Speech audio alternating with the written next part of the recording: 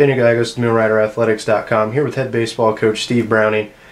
Coach, the success of this past season keeps on, as most recently 3 Muleriders were selected in the MLB Draft last week. The 3 draft picks for Southern Arkansas ties them for the 3rd most in Division II with having players drafted. It also gives them 11 players drafted since 2009. What does that say about your program over the last few years?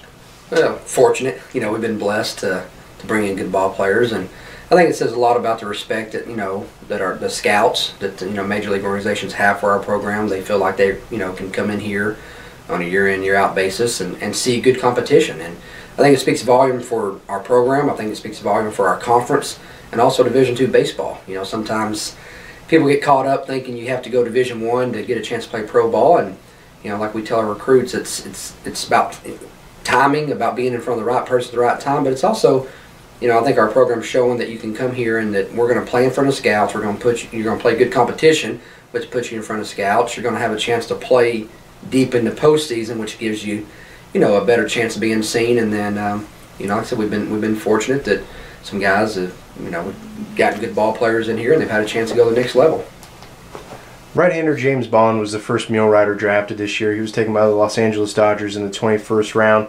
And just literally a couple minutes later, left-hander Justin Thomas was taken by the Washington Nationals. What is it like for you as a head coach to hear 2 of your guys get drafted so close together? That's good and bad. Because it's good because you're like, for them, obviously hear their names called. I know it's exciting, for those guys to hear their name called.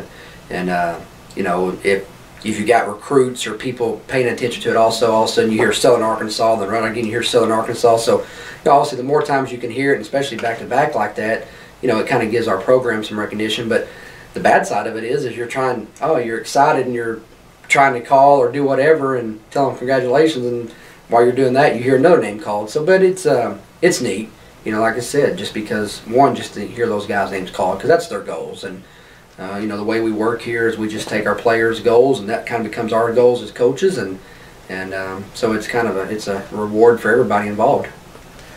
And later at some point today, we expect one of your other pitchers, right-hander John Mark Abbey, to sign with the Southern Illinois Miners out of the Frontier League.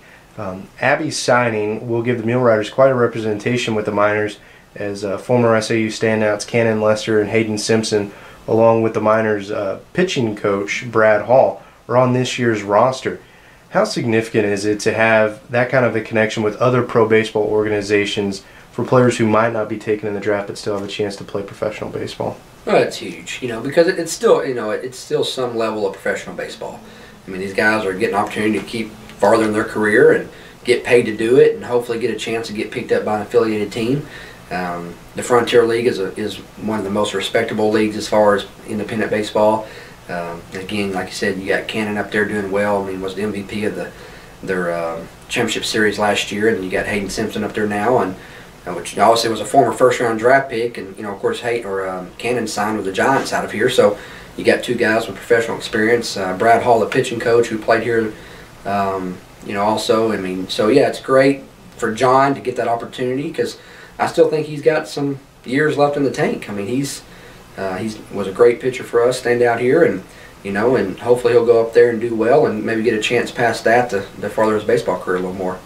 Thank you very much for your time, and congratulations on the success for this past season and having 4 players now continuing their baseball career at the professional ranks. I appreciate it.